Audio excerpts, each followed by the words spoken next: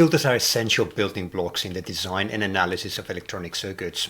They allow engineers and hobbyists to control which signals pass through a system and which signals are attenuated or blocked. At their core, filters shape the flow of electrical energy, enabling the separation, enhancement, or suppression of different parts of a signal. Filters are used across countless applications. In audio systems, filters can remove unwanted noise or adjust the tonal quality of sound.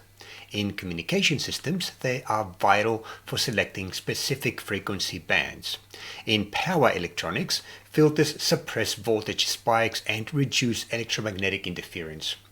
Filters are critical components of virtually all non-trivial electronic systems, and this is why a solid understanding of their behavior is so important. To give you a sense of the wide application of filters in all sorts of gadgets, I've constructed this table here.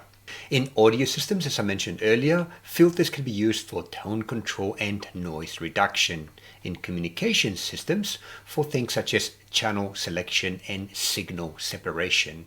In power electronics, for noise suppression and voltage smoothing. In things such as motor control, filter can be used to reduce electrical noise from motors going into other more sensitive parts of the circuit. And in sensor interfaces, we can use filters to smooth out noisy analog sensor readings. In the broadest sense, filters can be classified into two main categories.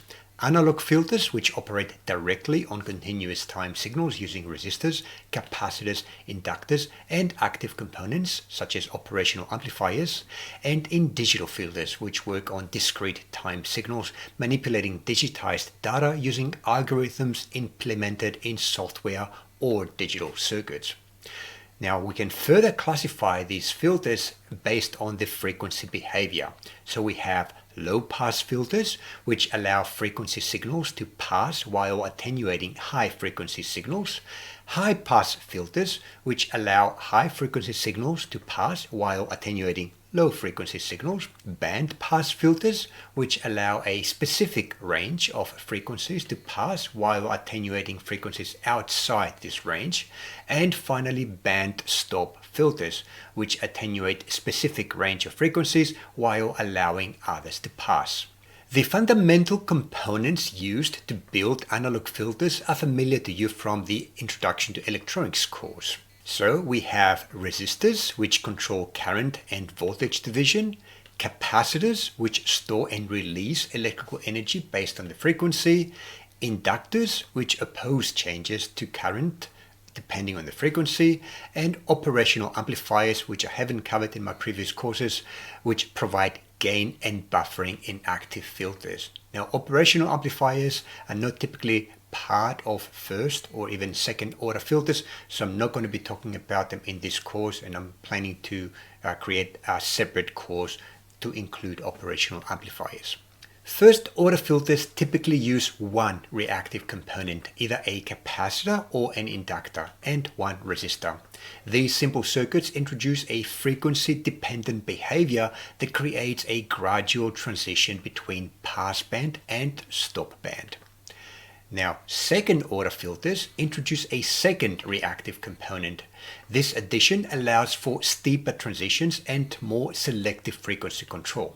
For example, a second order low pass filter might use two capacitors and two resistors, or one inductor and one capacitor combined with resistors. If you completed the Introduction to Electronics course, you already have a strong foundation for understanding how filters work. You know how resistors, capacitors, and inductors behave individually in a circuit. You are familiar with concepts such as voltage division, time constants, and impedance.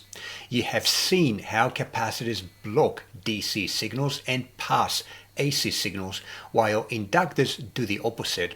You've used Ohm's law, Kirchhoff's laws, and basic circuit analysis techniques to solve practical problems.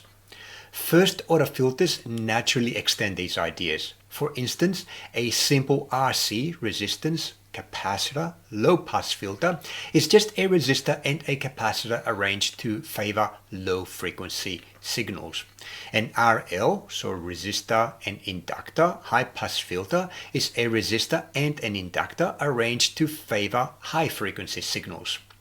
Second-order filters build upon this even further, require you to combine what you know about how capacitors and inductors behave when they interact together in more complex networks. Throughout this course, you'll see how familiar principles are applied in new ways to design and analyze filters, and you'll acquire the additional mathematical tools needed to work with more advanced topics. So you might be asking, why focus on first-order filters? First-order filters are easy to design, analyze, and implement. They provide a solid entry point into the world of signal filtering without requiring complex mathematics from the start. As you move through this course, you learn the necessary mathematics and design techniques needed to create your own first-order filters confidently. This step-by-step approach ensures that every new concept builds naturally on what you already know.